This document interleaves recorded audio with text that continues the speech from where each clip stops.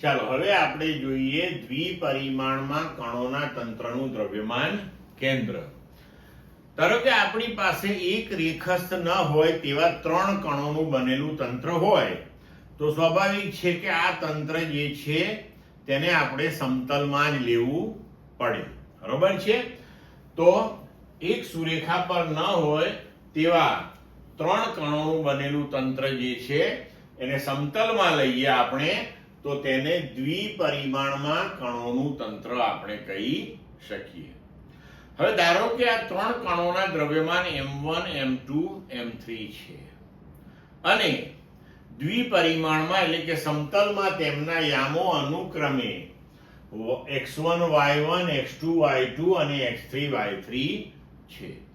હવે આ જે દ્વિપરિમાણમાં તંત્ર છે તેનું દ્રવ્યમાન કેન્દ્ર જે પણ કોઈ સ્થાને હોય, જે પણ કોઈ બિંદુએ હોય, એ દ્રવ્યમાન કેન્દ્રના યામ જો આપણે xy લઈએ તો દ્રવ્યમાન કેન્દ્રનો x યામ જે છે એ m1 x1 m2 x2 m3 x3 upon m1 m2 m3 આ સૂત્રથી આપણે શોધી શકીએ.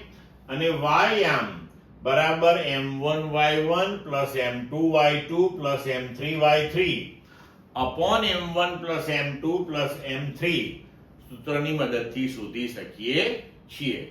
એટલે આપણે લખી શકીએ કે દ્રવ્યમાન કેન્દ્રના યામ xy બરાબર આપણે લખી શકીએ કે x યામ એટલે m1 x1 m2 x2 m3 x3 upon m1 m2 m3 અને તે જ રીતે y યામ એટલે m1 y1 m2 y2 m3 y3 upon m1 m2 m3. હવે આપણે આગળ જોઈએ કે જો ત્રણેય કણોના દળ સમાન હોય તો આપણે લખી શકીએ કે દ્રવ્યમાન કેન્દ્રનો x યામ એટલે mx1 mx2 mx3 upon m m.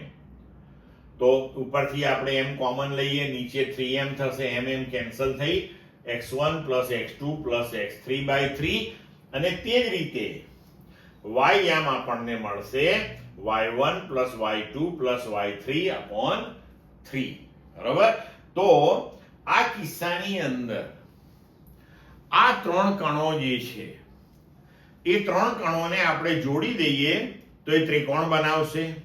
તો આ 3 કણોને જોડવાથી બનતો જે ત્રિકોણ છે, બરોબર છે, તે ત્રિકોણના મધ્ય કેન્દ્ર ઉપર જ આ દ્રવ્યમાન કેન્દ્ર હશે. બરોબર છે? આ આપણે યાદ રાખજો, એક્ઝામ્પલ્સમાં અને MCQમાં આપણને કામ લાગે.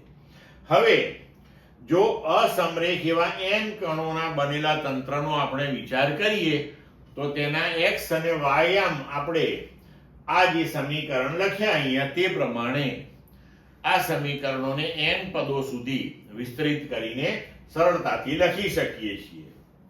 તો x યામ બરાબર m1 x1 m2 x2 up to mn xn upon m1 m2 m3 up to mn. તો sigma mi xi upon m તથા y યામ તેવી જ રીતે m1 y1 m2 y2 up to mn yn upon m1 m2 m3 up to mn બરાબર sigma mi yi upon capital M. Clear મિત્રો?